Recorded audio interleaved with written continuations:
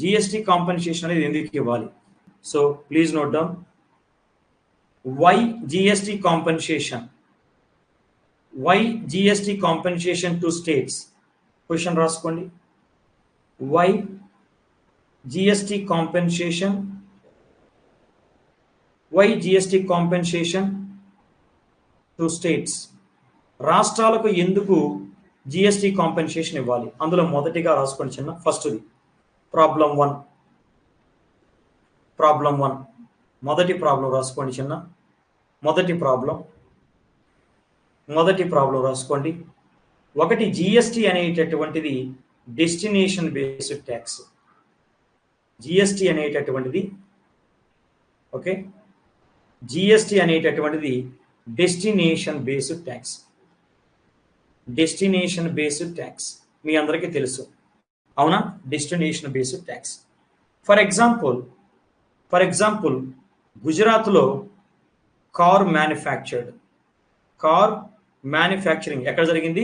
గుజరాత్. అయితే sold in UP. ఏ tax వేస్తారు చిన్న ఇక్కడ? ఐజిఎస్టీ. లగ్జరియస్ గుడ్స్ కాబట్టి ఎంత చిన్న? 28%. ఈ ఐజిఎస్టీలో 14%, అంటే డిసైడ్ చేసేది జిఎస్టీ కౌన్సిలే కానీ మనం ఈక్వల్గా వేసుకున్నాం.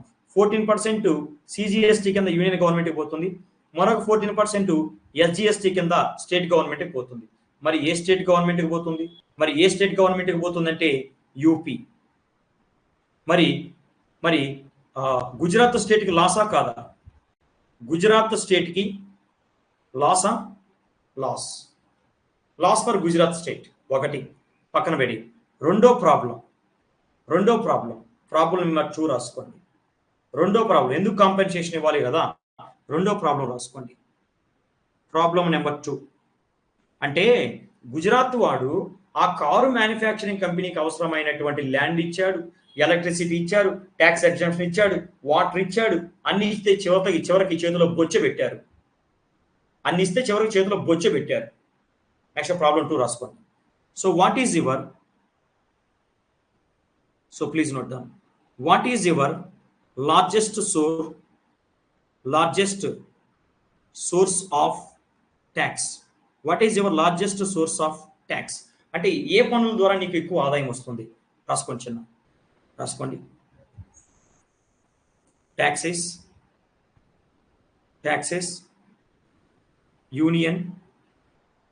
యూనియన్ అలాగే స్టేట్. యూనియన్ అలాగే స్టేట్ రాసుకోండి. మొదటిగా బిఫోర్ జిఎస్టీ రిజీమ్, జిఎస్టీ అమల్లోకి రాకముందు,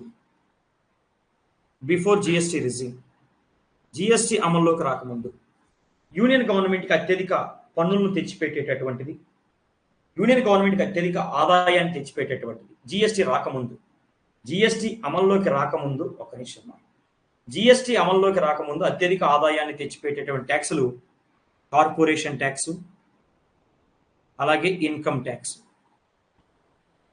అలాగే స్టేట్స్కి జిఎస్టీ రాకముందు అత్యధిక ఆదాయాన్ని తెచ్చిపెట్టేది వ్యాట్. అయితే జిఎస్టీ వచ్చిన తర్వాత దాన్ని అబాలిష్ చేశారా లేదా? రాసుకోండి. Is it abolished? జిఎస్టీ వచ్చిన తర్వాత ఏవి అబాలిష్ అయ్యాయి? రాసుకోండి. No because they are direct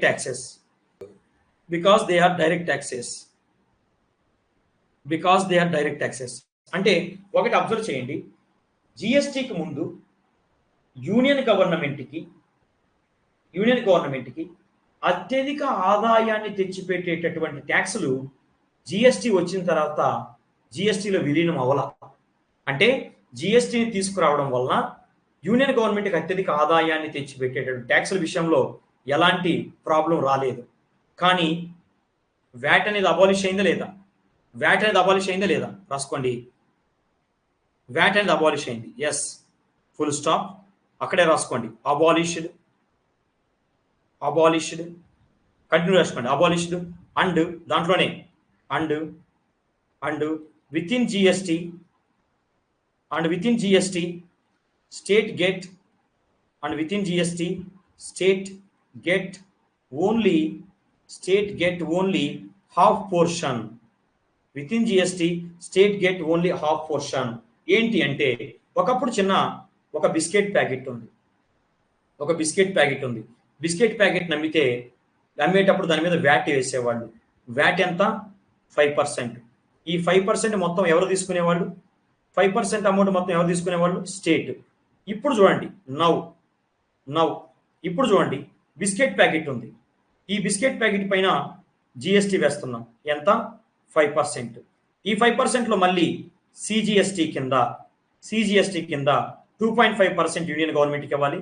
అలాగే ఎస్జిఎస్టీ కింద 2.5% మాత్రమే ఇది మనకు వస్తుంది. మరి ఇది అన్యాయం కాదా?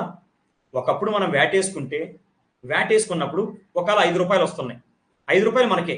ఇప్పుడు బిస్కెట్ ప్యాకెట్ మీద మనకు ₹5 ట్యాక్స్ వస్తుంటే అందులో ₹2.5 యూనియన్ గవర్నమెంట్కి ఇవ్వాలి, మనకి ₹2.5 ఇవ్వాలి. మరి లాస్ కాదా? చెప్పండి, మరి లాస్ కాదా? అవునా? ఎస్, అవును. అందుకని మనకి రాష్ట్రాలకి జిఎస్టీ కాంపెన్సేషన్ అనేది ఇవ్వాల్సి ఉంటుంది. అందుకని రాష్ట్రాలకి జిఎస్టీ కాంపెన్సేషన్ అనేది ఇవ్వాలి. So is it clear guys? Is it clear? Yes, అర్థమైందమ్మా? అర్థమైందా? నెక్స్ట్ రాసుకోండి. అయితే జిఎస్టీ కాంపెన్సేషన్ ఎలా ఇస్తారు? జిఎస్టీ కాంపెన్సేషన్ అనేది ఎలా ఇస్తారు? So please note down. GST compensation అనేది ఎలా ఇస్తారు ఒకసారి రాసుకోండి. So please note down, GST compensation అనేది ఎలా ఇస్తారు రాసుకోండి. So please note down, GST compensation heading పెట్టుకోండి. జిఎస్టీ కాంపెన్సేషన్ మనం మాట్లాడుకుంటాం, అందులో 2 పాయింట్లు రాసుకోండి. ఇప్పుడు నేను చెప్పే 4 పాయింట్లు గుర్తుంటే ఎగ్జామ్లో మార్కులు వస్తానికి ఎక్కువ స్కోప్ ఉంటుంది. ఇప్పుడు నేను చెప్పే 4 పాయింట్లు మీకు గుర్తుంటే ఎగ్జామ్ పాయింట్ ఆఫ్ వ్యూలో చాలా చాలా చాలా చాలా చాలా ఇంపార్టెంట్. అందులో మొదటి పాయింట్, జిఎస్టీ కాంపెన్సేషన్ సంబంధించి ఎలా ఇస్తారు. ఒక్కొక్క పాయింట్ చెప్తా, తర్వాత ఎక్స్ప్లెయిన్ చేస్తా. ఫస్ట్ రాయండి, పిచ్చిగా ఏం కాకుండా రాయండి. First let's take 2015 as base year. 15-16 అని పెట్టుకోండి చాలు. 2015-16 అని పెట్టుకోండి. Let's take 2015-16 as base year. అర్థం చేసుకోవాలి, 2015 అంటే 2015-16 అనాలి. ఎందుకంటే 2015 ఏప్రిల్ నుంచి అంటే 8 నెలలు 9 నెలలు ఉంటాయి. 16లో 3 నెలలే కదా వచ్చేది, అందుకని 15 అంటాం. 2015-16 ఫైనాన్షియల్ ఇయర్ అంటే ఏప్రిల్ 1 నుంచి కదా. ఏప్రిల్ 1 నుంచి అంటే 2015లో 9 నెలలు ఉంటాయి. ఏప్రిల్ నుంచి డిసెంబర్ దాకా ఉంటాయి. 2016లో 3 నెలలే వస్తాయి. కాబట్టి రాసేటప్పుడు మనం మెజార్టీగా 2015 అంటాం. అంటే 2015-16 అర్థం బేస్ ఇయర్. 2015-16 బేస్ ఇయర్గా తీసుకోవాలి. నెక్స్ట్ రెండో పాయింట్ రాసుకోండి. Assume 14% annual growth. 14% annual growth in VAT. So వ్యాట్లో ప్రతి సంవత్సరం కూడా వ్యాట్ ద్వారా వచ్చే ఆదాయంలో ప్రతి సంవత్సరం 14% గ్రోత్ ఉంది అనుకోండి. వ్యాట్ ద్వారా వచ్చే ఆదాయంలో ప్రతి సంవత్సరం 14% గ్రోత్ ఉంది అనుకోండి. అంటే ఈ సంవత్సరం ₹100 వస్తే నెక్స్ట్ ఇయర్ ₹114 వచ్చినట్టు అనుకోవాలి. ఓకేనా? నెక్స్ట్ మూడోది నౌ వ్యాట్ రీప్లేస్డ్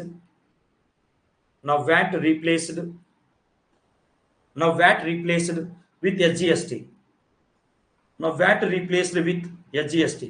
సో ప్రస్తుతానికి వ్యాట్ అనేది ఎస్జిఎస్టీ ద్వారా రీప్లేస్ అయింది, తెలుసు నాకు కూడా, మీకు కూడా తెలుసు. నెక్స్ట్ రాసుకోండి. So if less income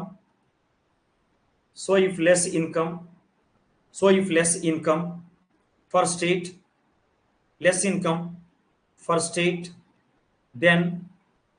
state, then union will cover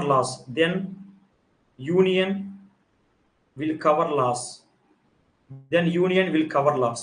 ఓకేనా? ఇది విషయం. సో నేను ఏదైతే చెప్పానో దాన్ని క్లియర్గా మరొకసారి నేను చెప్తాను.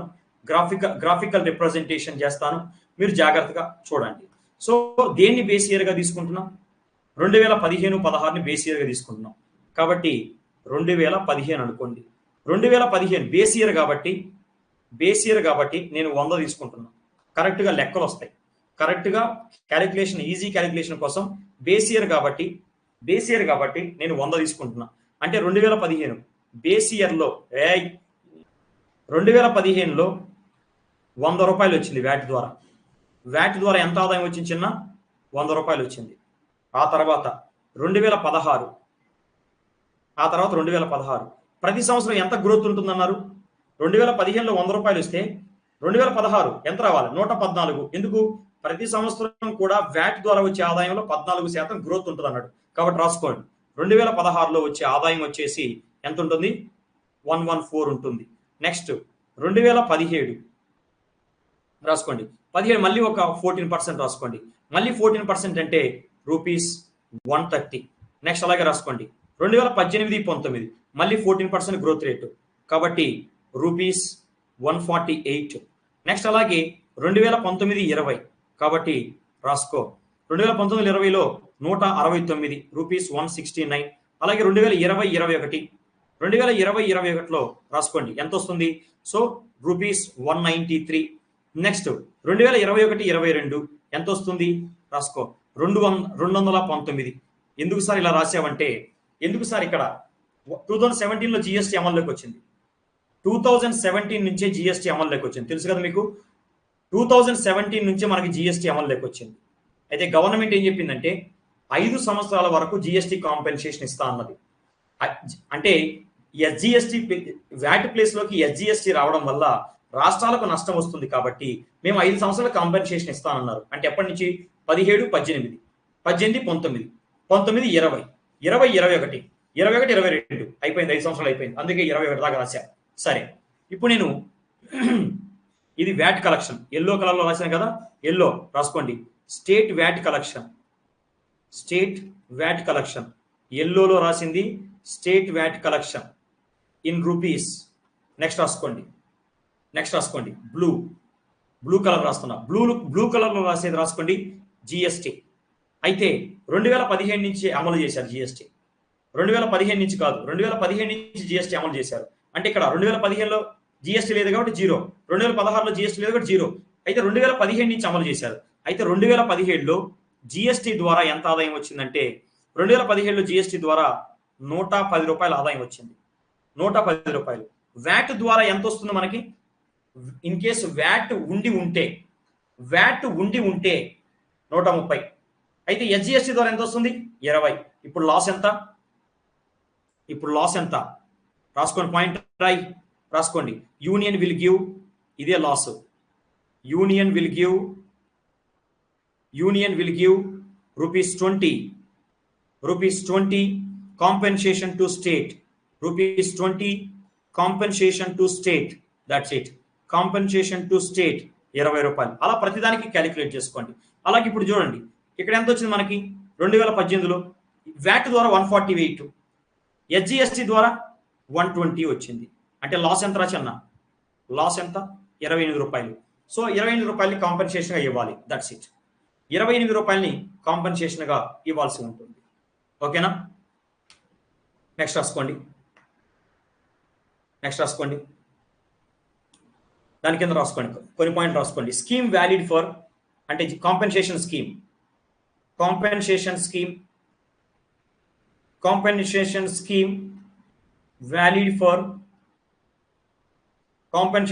valid for first 5 years from 2017 only. అయితే ప్రజెంట్ ఒక పాయింట్ రాసుకోండి. Now extended. ఎందుకు ఎక్స్టెండ్ చేశారో మళ్ళీ చెప్తా. బేసికల్ గా మనకి ఎప్పుడు దాకా ఇచ్చేవాళ్ళు? 21, 22 దాకే కదా ఇచ్చేది. 21, 22 దాకే జిఎస్టీ కాంపెన్సేషన్ ఇస్తారు. అయితే ప్రజెంట్ 2026 దాకా ఇస్తా అంటున్నారు. ఎందుకు ఇస్తారో రాసుకోండి. Now extended till 31st March 2026. ఎందుకు ఎక్స్టెండ్ చేశారంటే డ్యూ టు కరోనా. ఎందుకు ఎక్స్టెండ్ చేశారో ఇది ఒక simple reason, but exact reasons మళ్ళీ చెప్తా, రాసుకోండి. అయితే రాష్ట్రాలకు కాంపెన్సేషన్ ఇస్తానంటున్నారు, అవునా? సో వ్యాట్ తో కంపేర్ చేసుకుంటే ఎస్జిఎస్టీ ద్వారా తక్కువ ఆదాయం వస్తే మేము కాంపెన్సేషన్ ఇస్తామంటున్నారు. మరి కాంపెన్సేషన్ ఎలా ఇస్తారు? దానికోసమని ఒక యాక్ట్ చేశారు, మీకు తెలుసు, జిఎస్టీ కాంపెన్సేషన్ యాక్ట్ 2017. ఆల్రెడీ చెప్పాను లేండి, మళ్ళీ ఇక్కడ సోదిందుకు ఆ పంచాయతీ, అవునా? అవసరం లేదు, ఓకేనా? అయితే జిఎస్టీ కాంపెన్సేషన్ ఎలా ఇస్తారు? కేంద్ర ప్రభుత్వం దగ్గరే పైసలు లేవు కదా, రాష్ట్రాలకు ఇవ్వడానికి కేంద్రం కాడే పైసలు లేవు, మరి ఎలా ఇస్తారు కాంపెన్సేషన్? రాసుకోండి. Compensation to states. How? Compensation to states. How? ఏ విధంగా రాష్ట్రాలకు కాంపెన్సేషన్ అనేది ఇస్తారు? రాష్ట్రాలకు ఏ విధంగా కాంపెన్సేషన్ అనేది ఇస్తారు? ప్రతి రాష్ట్రానికి ఇలాగే క్యాలిక్యులేట్ చేయాలి. ప్రతి రాష్ట్రానికి ఇలాగే క్యాలిక్యులేట్ చేయాలి. ఓకేనా? నెక్స్ట్ రాసుకోండి. ఎస్. సో పార్లమెంట్ మనకి జిఎస్టీ కాంపెన్సేషన్ యాక్ట్ రూపొందించింది. రాసుకోండి. కాంపెన్సేషన్ హౌ అని రాసుకున్నారు కదా, అక్కడ రాసుకోండి. ఇంకా పార్లమెంట్ మనకి ఏం చేసింది చిన్న రాయండి. Parliament arrow mark GST compensation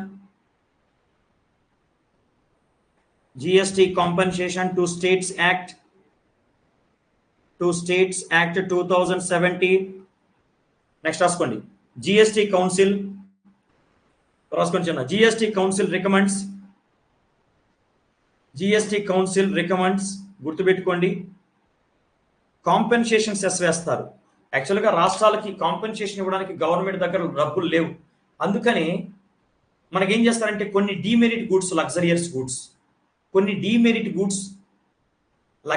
goods మీద, అంటే యాక్చువల్లీ జిఎస్టీ కౌన్సిల్ చెప్తుంది, జిఎస్టీ కౌన్సిల్ చెప్పినటువంటి డీమెరిట్ గూడ్స్, లగ్జరియస్ గూడ్స్ మీద కాంపెన్సేషన్ సెస్ వేస్తారు.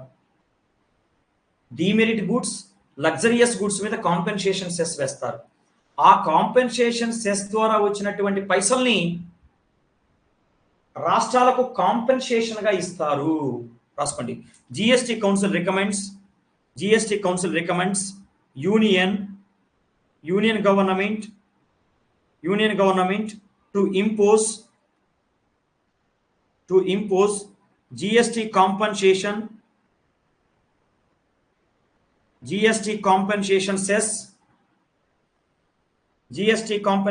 cess on specified luxury and demerit goods,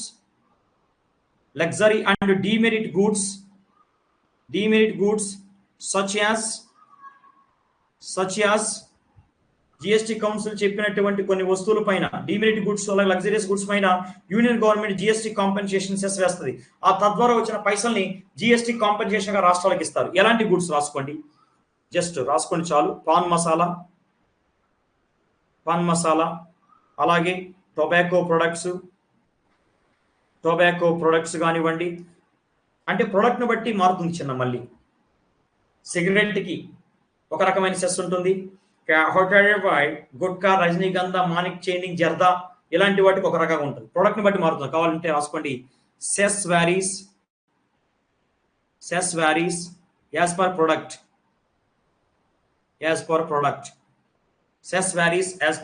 ప్రొడక్ట్ని బట్టి మారుతుంది.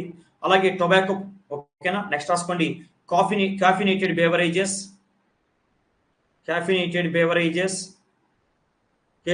beverages, aerated water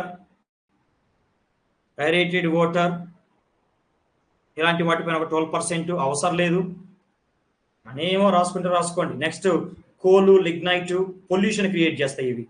కోలు లేదా లిగ్నైట్ ఇలాంటి వాటిపైన కూడా వేస్తారు. ₹400 per ton, ఒక టన్నుకి ₹400 వేస్తారు సెస్. సో నెక్స్ట్ అలాగే రాసుకొని చిన్న మోటార్ వెహికల్స్. నెక్స్ట్ అలాగే ఎయిర్ క్రాఫ్ట్ ఏమైనా కొంటారా? కొనండి. అలాగే యాచ్ అంటే ఒక పడవ టైప్ ఉంటుంది అది.